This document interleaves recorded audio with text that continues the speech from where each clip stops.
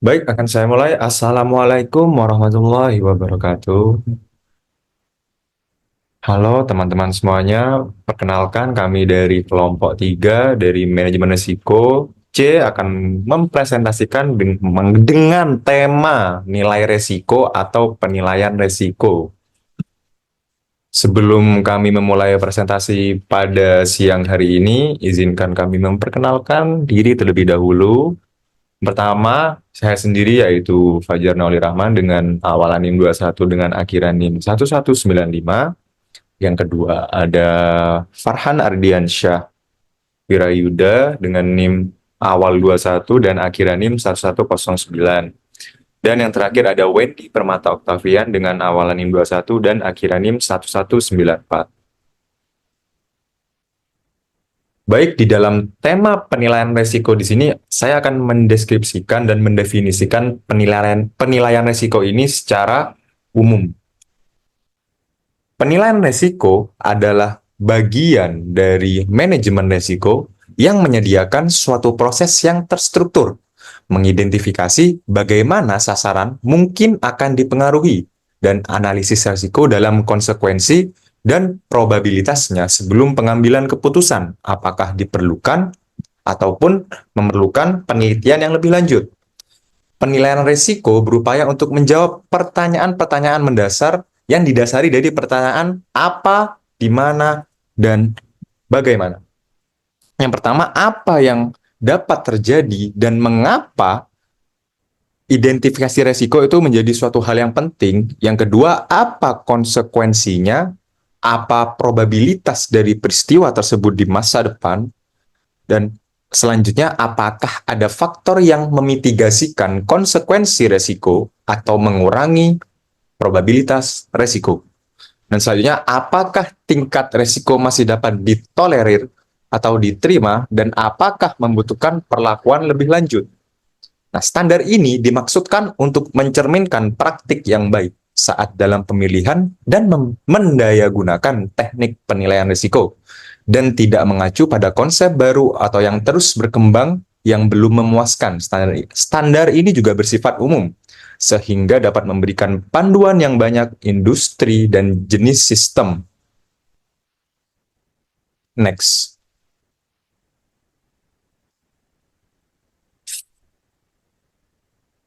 Oh, ini tadi slide yang saya jelaskan, mungkin saya tidak menggeser slide-nya, mohon maaf. Oke. Baik, untuk selanjutnya di sini ada elemen dalam penilaian risiko. Penilaian risiko juga terdiri dari beberapa elemen-elemen inti yang proses manajemen resikonya yang didefinisikan berdasarkan SNI ISO 31000 dan mengandung elemen-elemen sebagai berikut. Di sini terdapat 5 elemen kunci dari penilaian risiko. Yang pertama adalah komunikasi dan konsultasi, selanjutnya adalah penetapan konteks, yang ketiga adalah penilaian risiko yang terdiri dari identifikasi, analisis, dan evaluasi. Selanjutnya adalah perlakuan risiko, dan terakhir adalah pemantauan dan tinjauan. Next.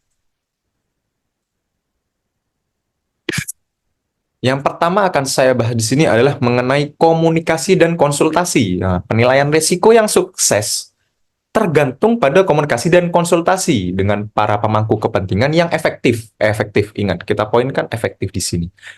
Pelibatan para pemangku kepentingan dalam proses manajemen risiko akan membantu dalam satu, pengembangan suatu rencana komunikasi, yang kedua, pendefinisian konteks yang tepat, yang ketiga, pemastian bahwa keinginan para pemangku kepentingan dipahami dan dipertimbangkan. Selanjutnya ada membawa serta bersama berbagi bidang keahlian untuk pengidentifikasian dan penganalisisan risiko.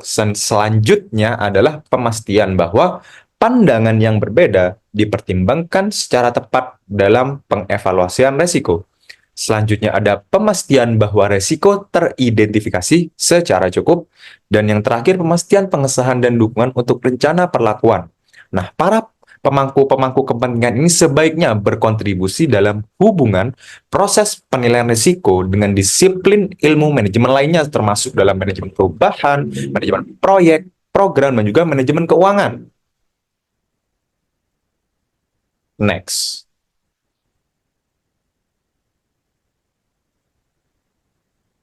Baik, untuk selanjutnya adalah penetapan suatu konteks. Penetapan suatu konteks, pendefinisian dari parameter dasar untuk pengelolaan risiko dan mengatur ruang lingkup kriteria untuk memproses yang tersisa.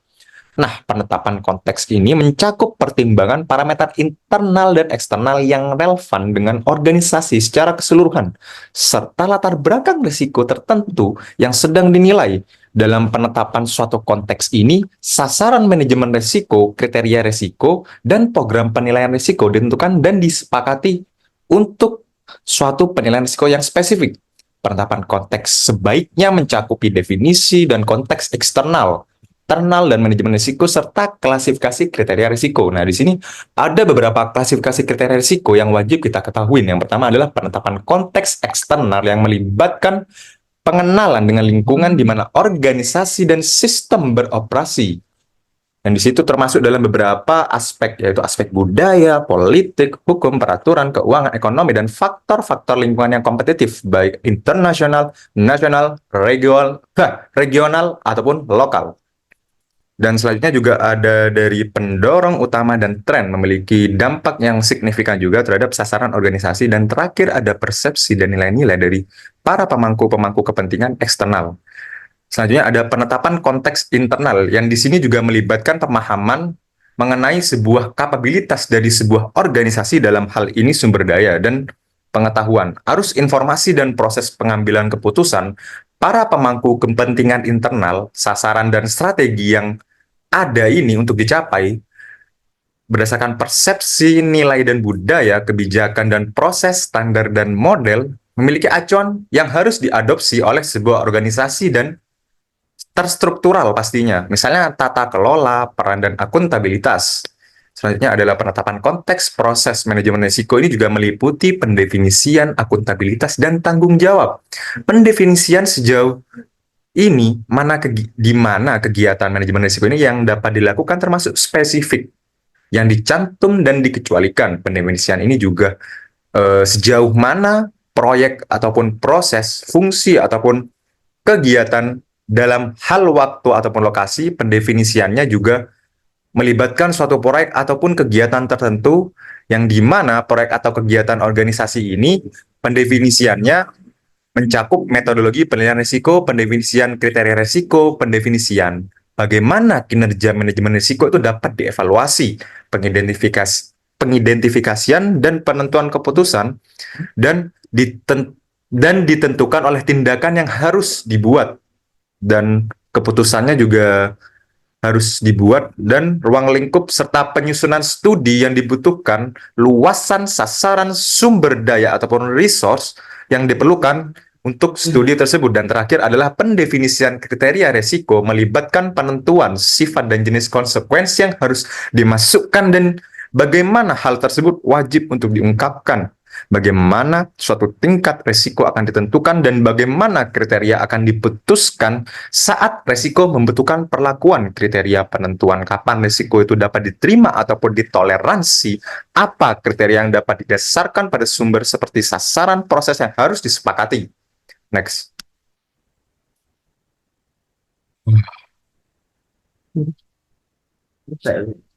Baik, untuk di sini ada ada 3 subbab lagi yang mungkin akan dilanjutkan oleh teman saya yang bertugas. Mungkin untuk teman saya yang bertugas, dipersilahkan. Di sini ada penilaian risiko dan lain sebagainya. Baik, selanjutnya ada penilaian risiko. Penilaian risiko adalah keseluruhan proses identifikasi risiko, analisis risiko, dan evaluasi risiko. Risiko dapat dinilai dalam tingkatan organisasi, pada tingkatan departemen, untuk proyek-proyek, kegiatan individu atau risiko tertentu, alat bantu dan teknik yang berbeda mungkin sesuai di konteks yang berbeda.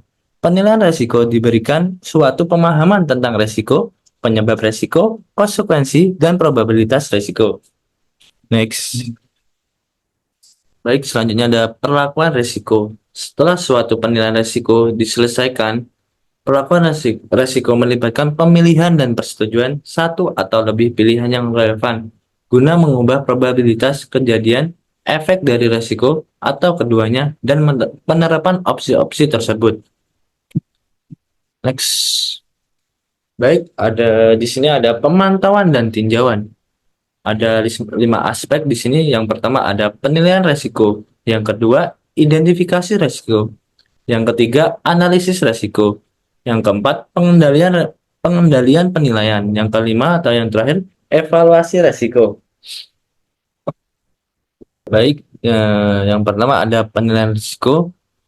Penilaian risiko adalah keseluruhan proses identifikasi risiko, analisis risiko, dan evaluasi risiko. Risiko dapat dinilai pada tingkatan organisasi, pada tingkatan departemen untuk proyek-proyek, kegiatan individu, atau risiko tertentu. Alat bantu dan teknik yang berbeda mungkin sesuai konteks yang berbeda. Penilaian risiko memberikan suatu pemahaman tentang risiko, penyebab risiko, konsekuensi, dan probabilitas risiko.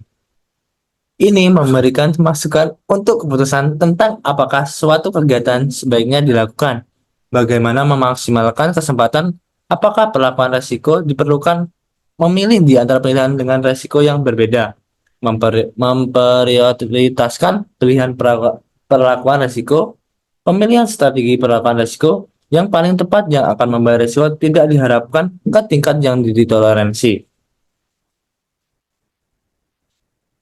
Perlakuan risiko. Setelah satu penilaian risiko diselesaikan, perlakuan risiko melibatkan pemilihan dan persetujuan satu atau lebih pilihan yang relevan guna mengubah probabilitas kejadian, efek dari risiko atau keduanya, dan penerapan opsi-opsi tersebut. Hal ini diikuti dengan suatu proses siklus penilaian kembali tingkatkan baru dari risiko dengan maksud untuk penentuan tolerabilitasnya terhadap kriteria yang telah ditetapkan sebelumnya. Baik, selanjutnya akan dilanjutkan oleh rekan saya. Yang bertugas, saya persilahkan. Baik, selanjutnya mengenai analisis risiko.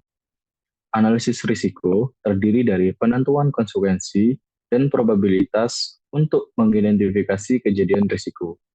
Dengan memperhitungkan keberadaan maupun ketidakberadaan dari risiko tersebut, serta adanya efektivitas dari setiap pengendalian yang ada.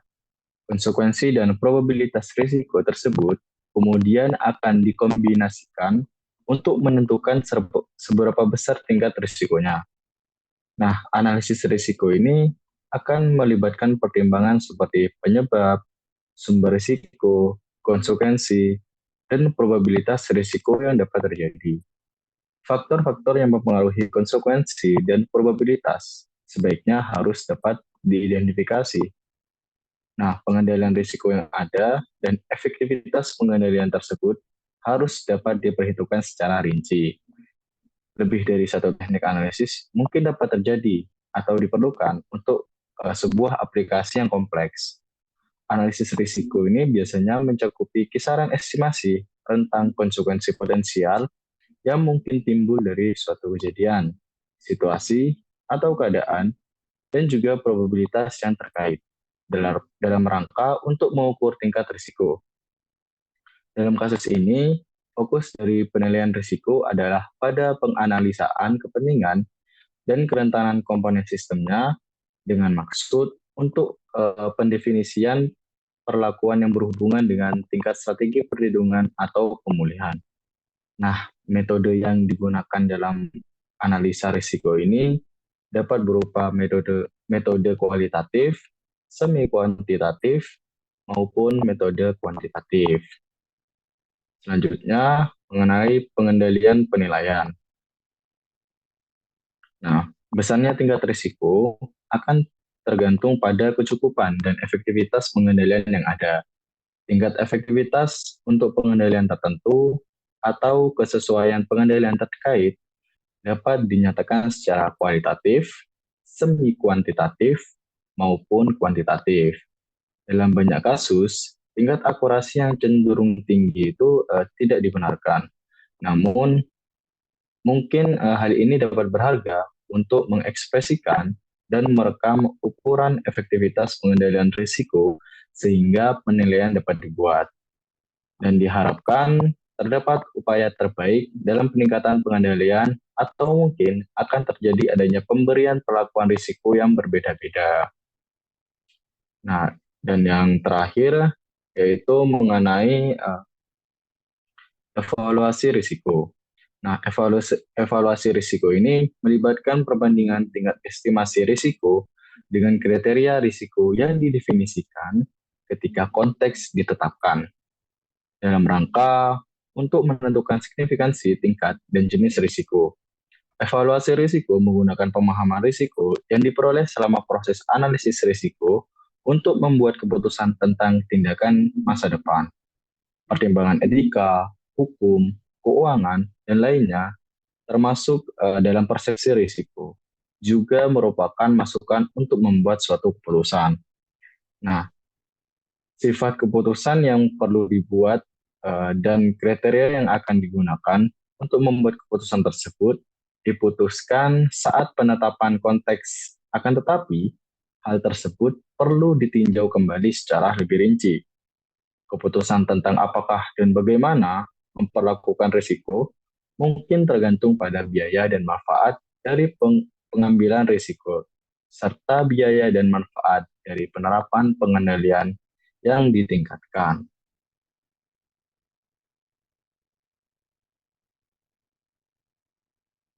Baik, itu saja yang dapat kami sampaikan. Terima kasih. Wassalamualaikum warahmatullahi wabarakatuh. Kurang lebihnya mohon maaf. Thank you for watching.